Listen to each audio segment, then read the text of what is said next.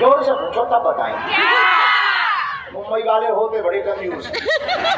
हम जब पहली बार मुंबई आए थे, पीछे हम मोटरसाइकिल से चले जा रहे थे, पहली बार जब आए, एक बहन जी होंगी पनवेल की, कार चला रही थी आगे आगे, वो बार बार ऐसा हाथ कर, हमें लगा मुड़ेंगी, हमने धीरे कर दी, उन्होंने फिर हाथ भीतर कर दिया, सीधी चली जाए, थोड़ी देर बाद फिर हाथ निकाला, हमें लगा शायद अब मुड़ेंगी, ध्यान भूल गई होंगी, फिर भी नहीं मुड़ी, हमने फिर मोटरसाइकिल धीरे कर, अब तीसरी बार हमने फिर हाथ निकाला, अब हमारा दिमाग ही खराब है, हमने मोटरसाइकिल तेज चलाई, आगे आकर के खड़े मतलब रुकिए रुकिए, बोली जी बोलिए भाई साहब क्या बात है। हम कहा बहन जी एक बात बताओ, बार बार हाथ निकालती हो, मुड़ती नहीं हो, शर्म नहीं आती तुम्हें?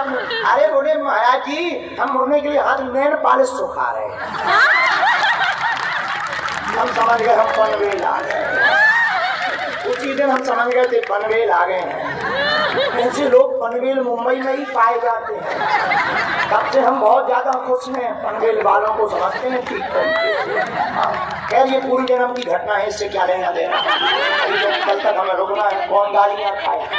बोलो सीताराम। तो राम जी से 10 चीजों में कौन सी सीख सीखनी है? 10 बातें पूछो। पहली बात बताओ गुरु जी, जोर से बोलो। राम जी की पहली बात हमने ली है, एक पत्नी व्रतधारी। राम जी की पहली शिक्षा क्या है? एक पत्नी। जिस वक्त राम जी का प्रादुर्भाव भया उस वक्त अनेक पत्नियों का विधान था, लेकिन यही तो मर्यादा है।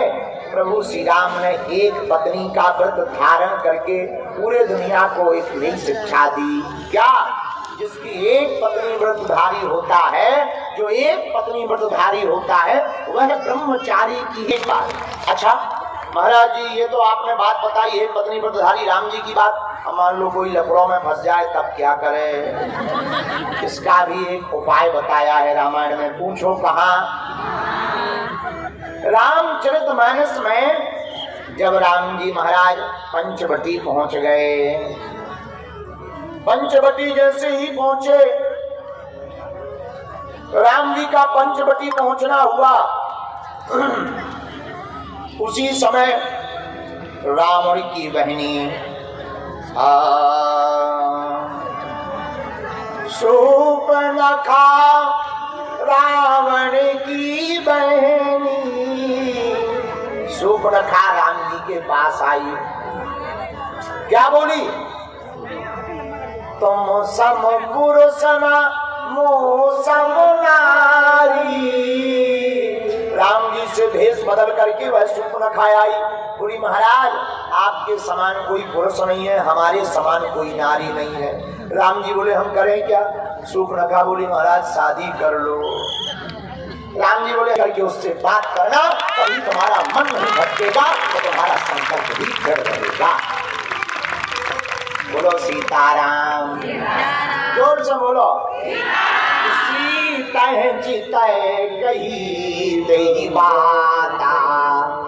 राम जी ने जानकी जी की तरफ देख करके कहा एक बात और, एक पत्नी व्रत धारण करने वाला व्यक्ति सदैव प्रत्येक युद्ध में अजेय रहता है।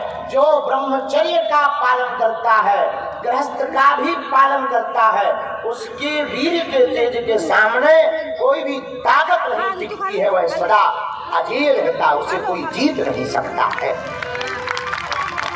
राम जी की पहली शिक्षा है एक पत्नी व्रतधारी।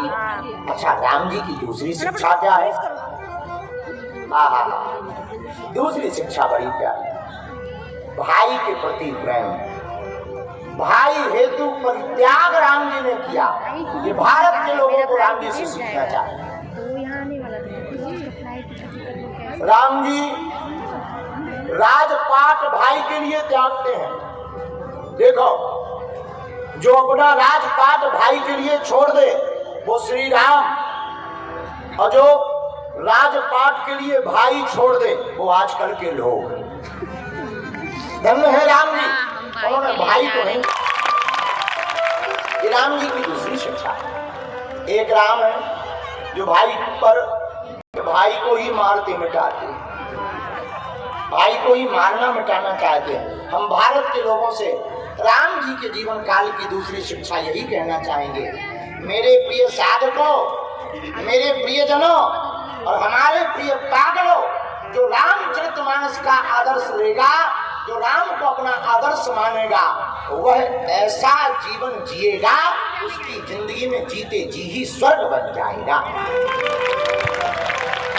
बोलो सीताराम, सीताराम, जोर से बोलो सीताराम। लेकिन केवल राम जी का ही प्रेम भाई के प्रति नहीं है, भरत जी के प्रति, भरत जी का प्रेम भी राम जी के प्रति था।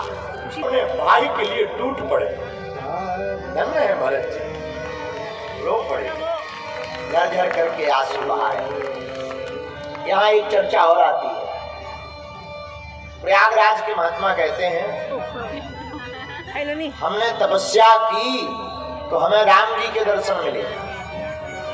प्रयागराज के महात्मा बोले भैया